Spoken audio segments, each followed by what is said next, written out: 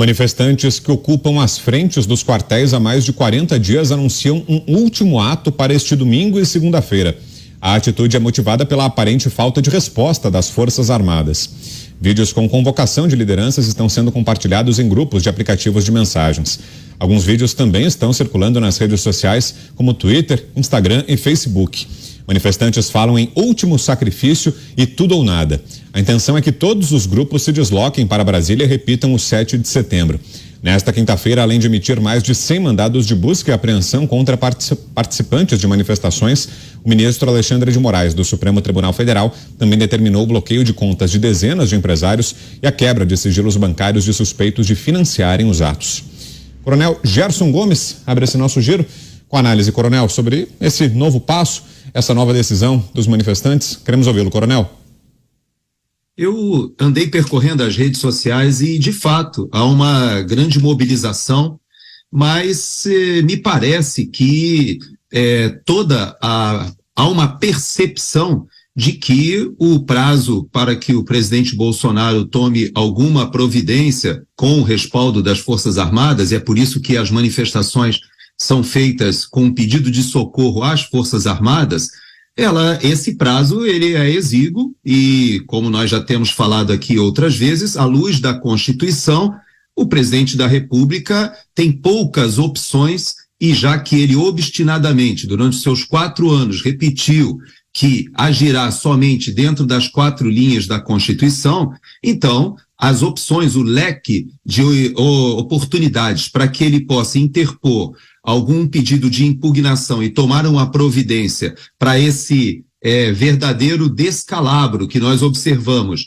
seja no Supremo Tribunal Federal, seja no TSE, a condução do próprio processo eleitoral, o avanço do senhor Alexandre de Moraes nessas medidas que faz sobre não somente apoiadores do presidente Bolsonaro, mas segundo ele, diante daqueles que ousam questionar o magnífico e fantástico e inexpugnável sistema eleitoral brasileiro.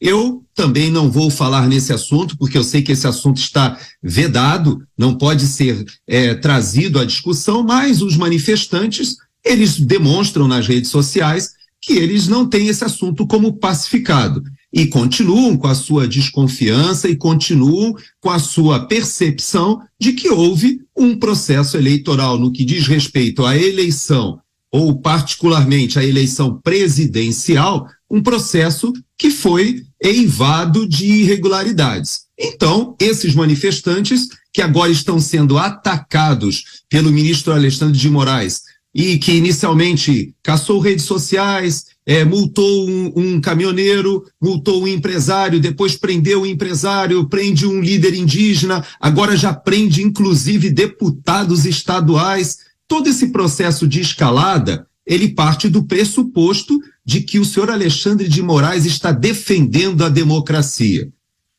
Se não fosse trágico esse ambiente, nós poderíamos dizer que era surreal, que era algo kafkaniano, mas na realidade o que nós vivemos no Brasil é um estado de exceção perigosíssimo e que alguma coisa realmente precisa ser feito.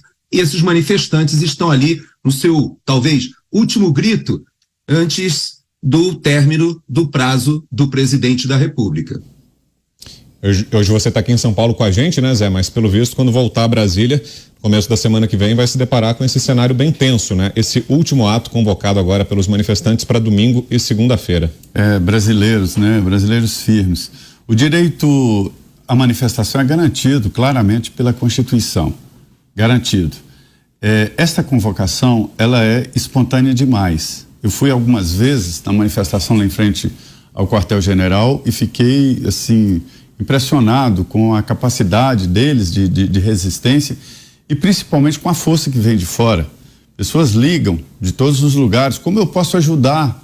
Né? O que eu posso mandar para ir? Alguns, olha, vou mandar para ir 2 bois para ajudar na alimentação.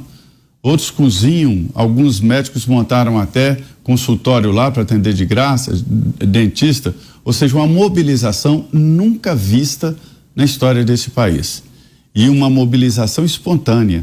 O que eu cobro todos os dias é a participação de líderes onde estão os líderes brasileiros, com medo de perder mandato, com medo de serem mal interpretados, de chamados de golpistas, sei lá. O certo é que eles não estão liderando essas pessoas, esses brasileiros, esses patriotas que estão procurando uma saída. Vão para as portas das instituições militares, né? E em todo o país eu tenho notícia de que onde tem um tiro de guerra comandado por um subtenente lá no interior, tem gente indo lá. E a força do Exército, da Marinha e da Aeronáutica, a força das Forças Armadas está intacta. Há uma união. Não existe uma divisão nas Forças Armadas, aquela história de os coronéis contra os generais. Não tem isso, não. As Forças Armadas não funcionam como partido político, e sim como uma instituição séria que se reúne internamente, discute sim, e quando toma uma posição, marcha unida. A hierarquia está preservada e isto é muito importante. Isso é o ouro, é o capital mais importante das Forças Armadas. E estão sendo demandadas. Mas eu tenho que dizer aqui que as próprias Forças Armadas estão constrangidas com essa situação, porque eles não podem dar resposta.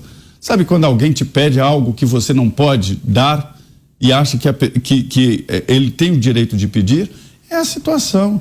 O que as Forças Armadas podem fazer? Absolutamente nada a não ser aceitar, né? Está aceitando, é um ambiente militar, poderia não aceitar, estão aceitando, né? Estão acolhendo até essas pessoas e protegendo, mas não pode dar uma resposta. As Forças Armadas não podem sair por aqui aí tomando a iniciativa de tomar o país. Essa é a realidade. E esse ato é muito importante, muito importante. Mesmo se não mudar, e pode mudar, mesmo se não mudar, joga nas costas do próximo governo esta responsabilidade e este grande alerta. Olha, existem pessoas te olhando, o povo está nas ruas, está te observando, e isso é importante, essa cobrança. Diga, Mota. As manifestações são ordeiras e pacíficas e, segundo a legislação vigente, elas podem ser feitas quantas vezes a população quiser. Não cabe a ninguém dizer aos manifestantes quando e como eles devem se manifestar. Existem 3 razões principais por trás dessas manifestações. A primeira é um repúdio à figura apresentada como eleita. A segunda razão são as medidas autoritárias contra a liberdade.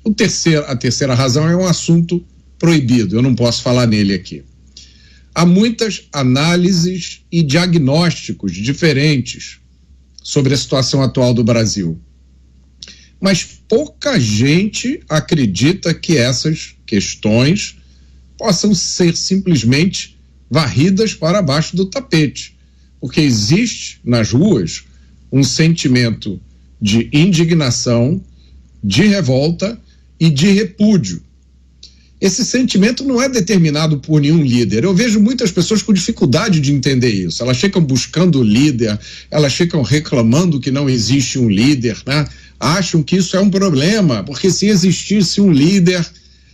Mas esse sentimento vem da população, vem do cidadão comum brasileiro. É um sentimento genuíno, ele é espontâneo e ele é muito forte. É algo que eu, na minha vida, nunca vi antes.